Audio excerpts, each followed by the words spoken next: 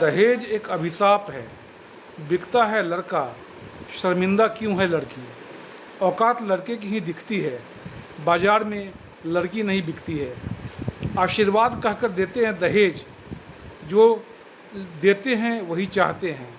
खुलेआम लेना दहेज ये चलन हुआ व्यापारों सा। विवाह का पावन मंडप भी लगता है बाज़ारों सा। आज मेरा मन बहुत ही व्यथित है। एक सत्य घटना ने मेरा दिल झकझोर कर रख दिया है।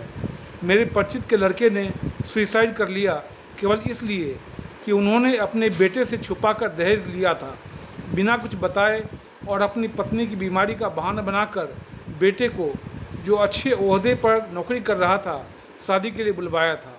लड़का घर आया तो जैसे ही उसे पता चला कि उसका सौदा किया जा चुका है, खुददार और ईमानदार उसका ज़मीर इसे सहन न कर सका। उसने फांसी लगाकर आत्महत्या कर ली। इसके सुसाइड नोट की काव्यात्मक प्रस्तुति, जो पूरे समाज के इस नासूर को उजागर करती है, जिसमें लड़के ने अपने पापा के नाम चिट्ठी लिखी है, पेश है। चिट्ठी का मजमून है, कहिए न पापा आपने क्यों ऐसा काम कर दिया। कहिए न पापा आपने क्यों ऐसा काम कर दिया। बिना पूछे अपने बेटे को नीलाम कर दिया। ना मुझसे कुछ भी पूछा, ना मुझको कुछ बताया।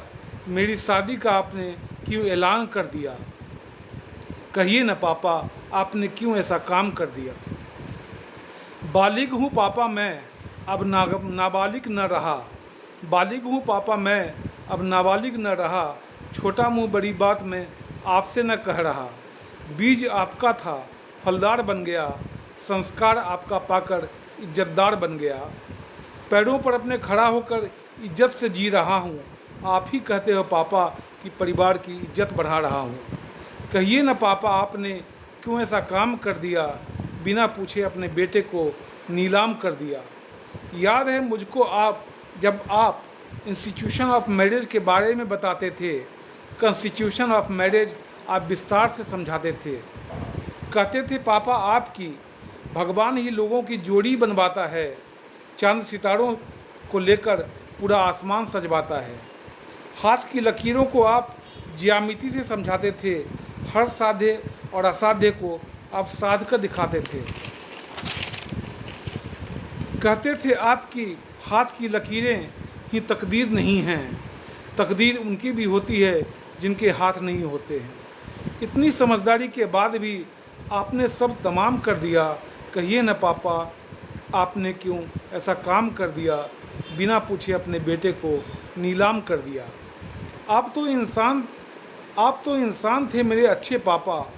कब से आप भगवान बन गए मेरे अच्छे पापा।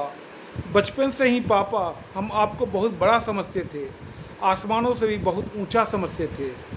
बड़ी बड़ी आपकी बातें सुनते रहते थे। याद है पापा मुझको वो कहानी भी आपकी, जिसमें आप हाथी की बातें करते थे। कहते थे पापा आपकी हाथी के दो लंबे दांत होते हैं, एक दांत खाने के, दूजे दिखाने के होते हैं। पापा थे आप मेरे, कैसे आप हाथी बन गए। चांदी के जूते के आप कैसे साथी बन गए। कहिए न पापा आपने क्यों ऐसा काम कर दिया। बिना पूछे आपने बेटे को नीलाम कर दिया। बड़ा अजीब लगा था उस दिन जब घर से तार आया था।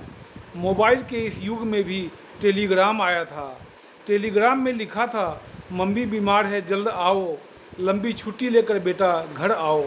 तुरंत ही मैंने आपको कॉल किया था। मोबाइल आपका स्विच ऑफ मिला था।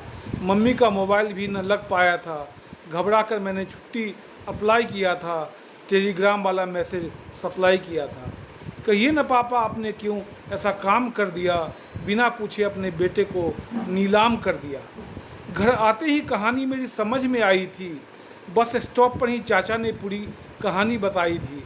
कहते थे कि आपने मेरा सौदा कर दिया। 1 करोड़ तो केवल आपने दहेज में ले लिया। मर्सिडीज भी आपने बुक करवाई थी, शायद इसलिए ही आपने मेरा पैन कार्ड मंगवाया था। बड़ा सा फ्रिज भी आपने दहेज में ले लिया था। बाथरूम तक आपने एसी लगवा लिया था। पता चला कि होने वाले मेरे ससुर कॉन्ट्रैक्टर थे। पिछली बार चुनाव भी लड़ चुके थे। लड़की भी ग्रेजुएट थी, आपने बताया था। चाचा ने एक एक चीज़ मुझको समझाया था।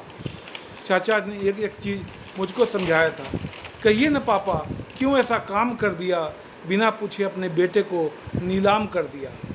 मुझको माफ़ करना पापा, दहेज वाली ऐसी शादी मैं न कर सकूँगा।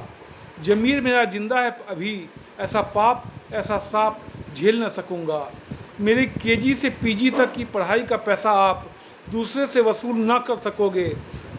आपका वो फ़र्ज था, बाप का वो कर्ज था। दहेज तो अभिशाप है, एक महापाप है। आपकी वो थ्योरी भी अब और न चल सकेगी। बहन को आपने जिद दी थी, इसलिए बेटे से वसूलनी है। किसी न किसी को तो लगे आगे आना होगा ही पापा, किसी न किसी को तो आगे आना ही होगा पापा। दहेज एक दानव है, बतलाना भी होगा पापा। आपको दी गई ये गुस्ताखी मुझको जीने नहीं देगी पापा, इसलिए तो जा रहा हूँ पापा। हो सके तो माफ़ कर देना पापा।